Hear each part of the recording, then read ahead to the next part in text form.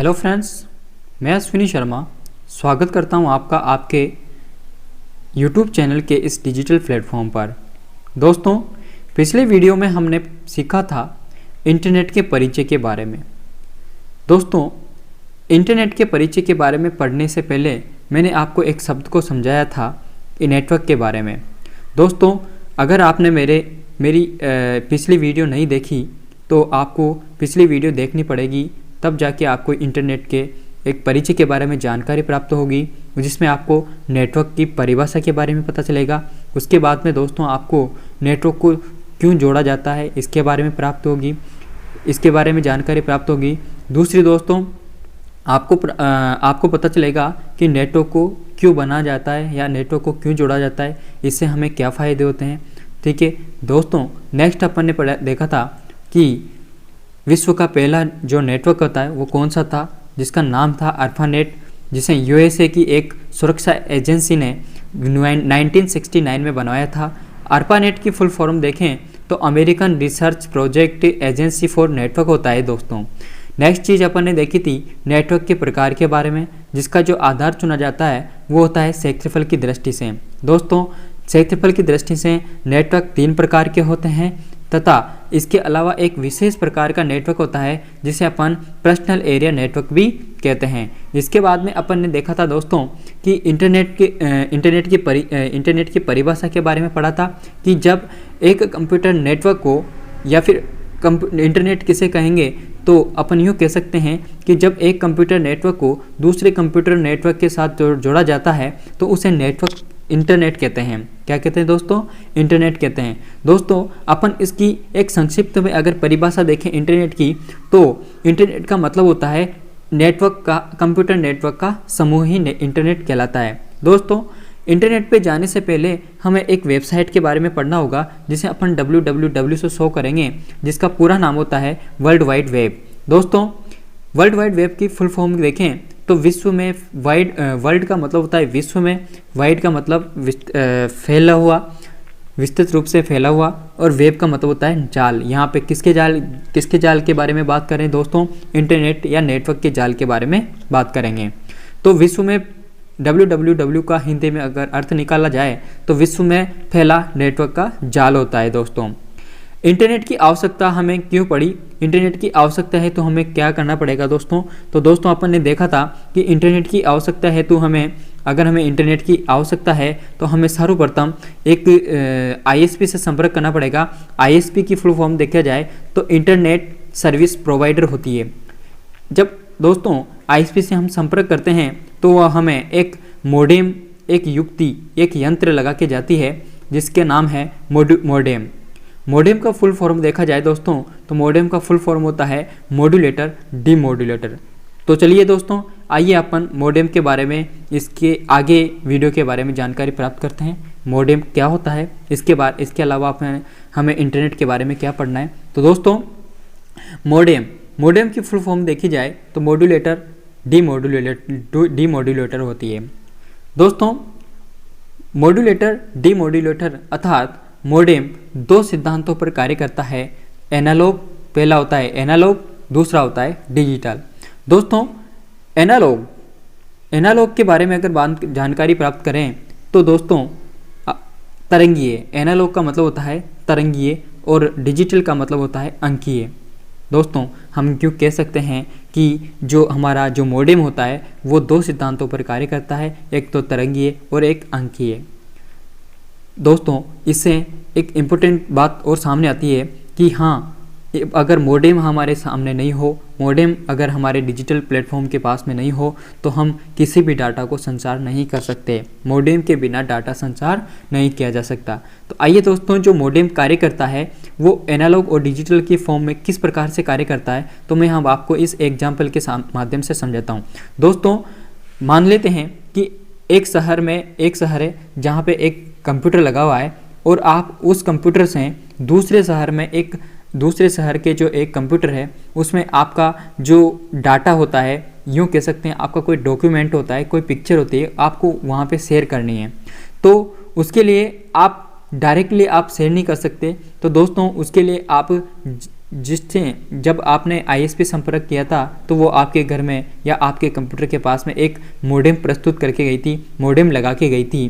तो दोस्तों आपने क्या किया, आपके कंप्यूटर से जब वो उस मोडेम ने क्या कार्य किया, आपने जब उसको पिक या कोई डॉक्यूमेंट शेयर करना चाहते हैं तो आपके कंप्यूटर में वो पिक या डॉक्यूमेंट किस प्रकार के से अंकित है दोस्तों, वो है आपके डिजिटल फॉर्म में है, डिजिटल सिग्नल में है, अर्थात अंकीय पद्धति में आपके कंप्यूटर में मौजूद है। अब दोस्तों मोडेम क्या करता है, उस डिजिटल डॉक्यूमेंट को या उस अंकीय डॉक्यूमेंट को तरंगीय डॉक्यूमेंट में अर्थात एनालॉग सिग्नल में शो करता है। उस एनालॉग सिग्नल के माध्यम से, एनालॉग जो सिग्नल होता है वो एनालॉग सिग्नल आपके टेलीफोन लाइन के माध्यम से अगले वाले जो अगला शहर का जो कंप्यूटर है उस कंप्यूटर सिस्टम के पास में उपस्थित मोडेम के पास पहुंचता है। वो मोडेम उस आपके कंप्यूटर से आ रही एनालॉग सिग्नल को वो डिजिटल सिग्नल में परिवर्तित करता है और दूसरे शहर के कंप्यूटर में आपको वो किस रूप में दिखाई देगी दोस्तों, डिजिटल फॉर्म में दिखाई देगी, अर्थात अंकीय आपने जिस प्रकार का डॉक्यूमेंट भेजा था उसी प्रकार के डॉक्यूमेंट में वो वहाँ पे दूसरे कंप्यूटर में शो होगी।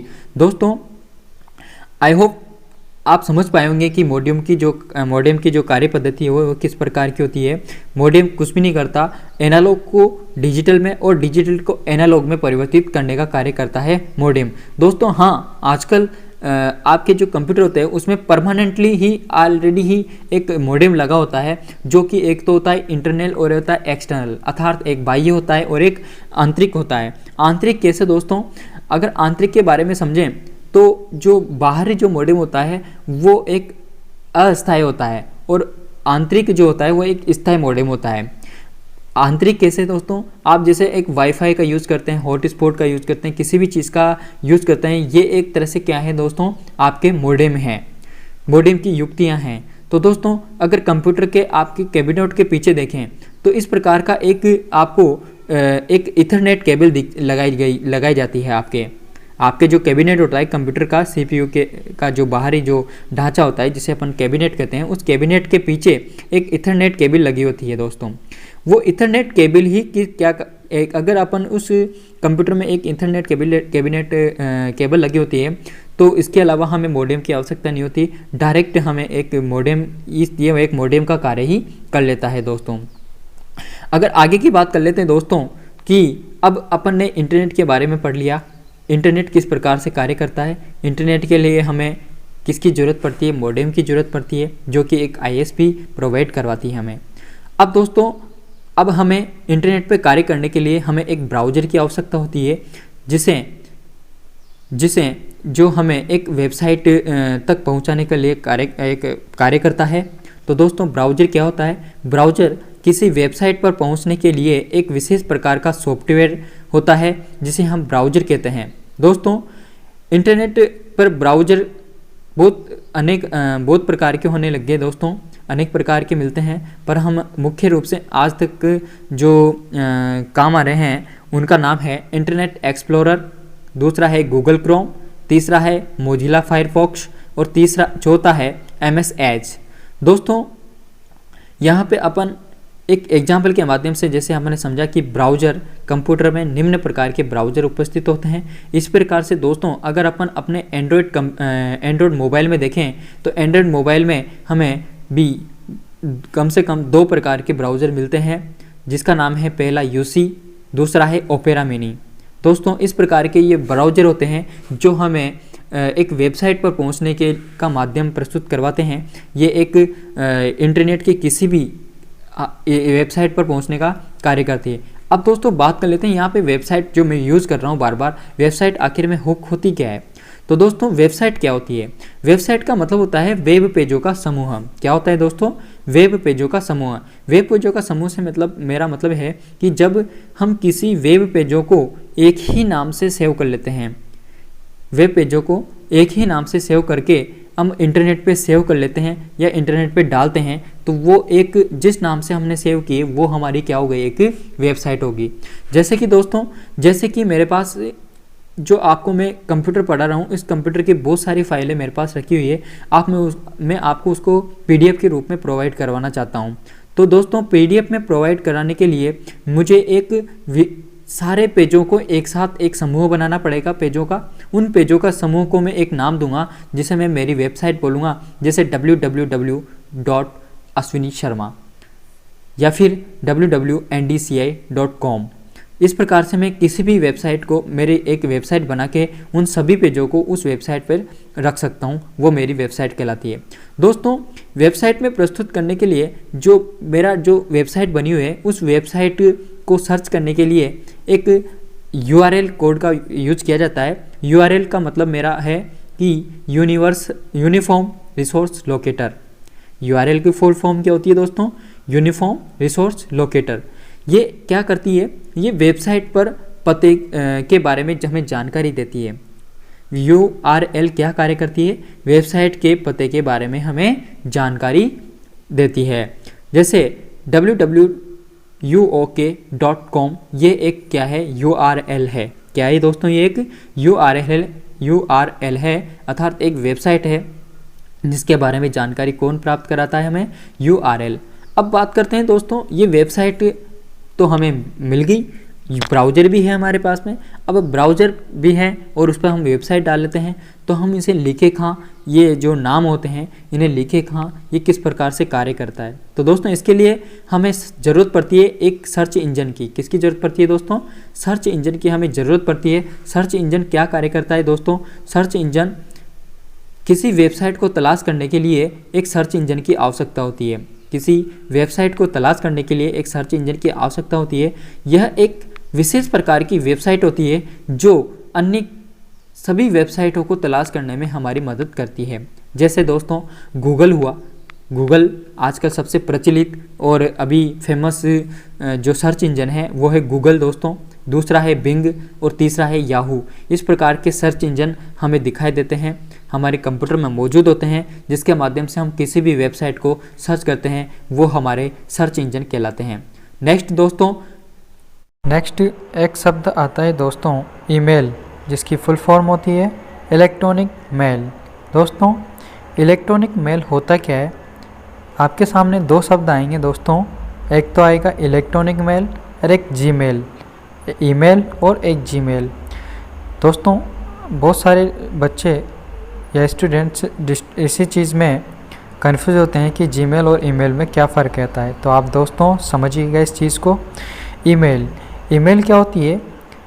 ईमेल दोस्तों इंटरनेट तकनीक के माध्यम से एक सूचना या संदेश को एक कंप्यूटर से दूसरे कंप्यूटर में भेजना ही ईमेल कहलाता है। क्या कहलाता है दोस्तों?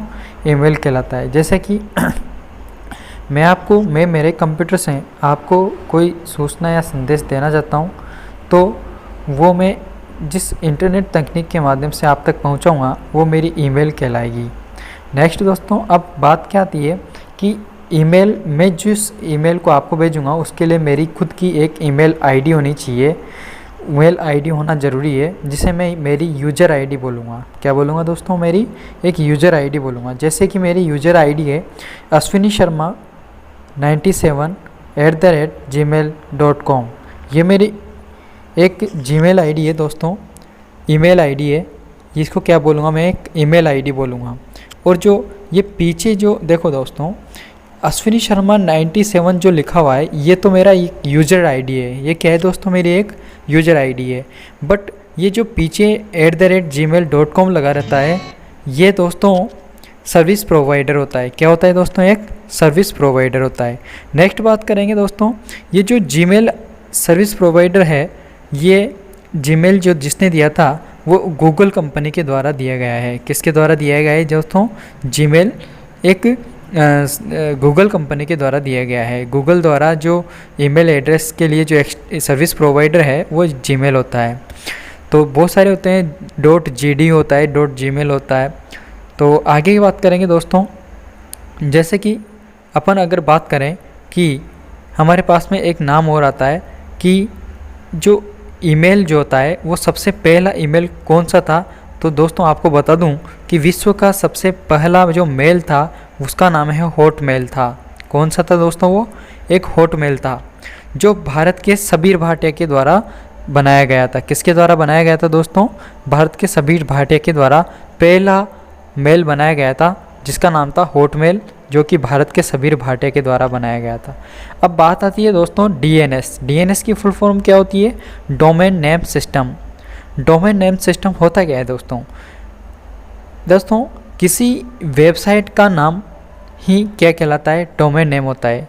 जैसे कि www.shiksha.com। दोस्तों ये जो एक वेबसाइट का नाम है shiksha.com, जो कि इसमें जो शिक्षा लिखा हुआ है, ये शिक्षा तो होता है इसका डोमेन नेम, और .com जो होता है वो .com एक प्रकार का एक्सटेंशन नाम होता है। क्या होता है दोस्तों? एक प्रकार का .com एक्सटेंशन नेम कहलाता है और शिक्षा एक खुद डोमेन नेम कहलाता है। अब इस प्रकार से हमारा पूरा एक इंटरनेट का जो टॉपिक है वो ख़त्म हो चुका है दोस्तों। पर फिर भी मैं आपको इसमें कुछ विशेष शब्दावली के अंतर्गत 2 शब्द बचते हैं। पहला शब्द बचता है HTTP, जिसका फुल फॉर्म होती है हाइपर टेक्स्ट ट्रांसफ़र प्रोटोकॉल। ये एक प्रोटोकॉल होता है दोस्तों, जो कि एक कंपनी के द्वारा माना जाता है, एक कंपनी के द्वारा ये प्रोटोकॉल साधा जाता है, ठीक है, जिसकी फुल फॉर्म होती है हाइपर टेक्स्ट ट्रांसफ़र प्रोटोकॉल। दूसरी होती है दोस्तों HTML। HTML की फुल फॉर्म होती है हाइपर टेक्स्ट मार्कअप लैंग्वेज। ये एक प्रकार की इंटरनेट के माध्यम से कोई वेबसाइट पर पहुंचने में मदद करने वाली एक लैंग्वेज होती है, जिसका फुल फॉर्म होती है हाइपर टेक्स्ट मार्कअप लैंग्वेज। दोस्तों उम्मीद है मैं आपको इंटरनेट जो टॉपिक है, या उम्मीद है आपको एक अच्छी तरह समझा पाया हूँगा, और मैं आपसे उम्मीद करूँगा कि आप मुझे इस जो वीडियो है, इस वीडियो पर आप कमेंट करके कमेंट बॉक्स में मेरा आपको लिख के बताएंगे कि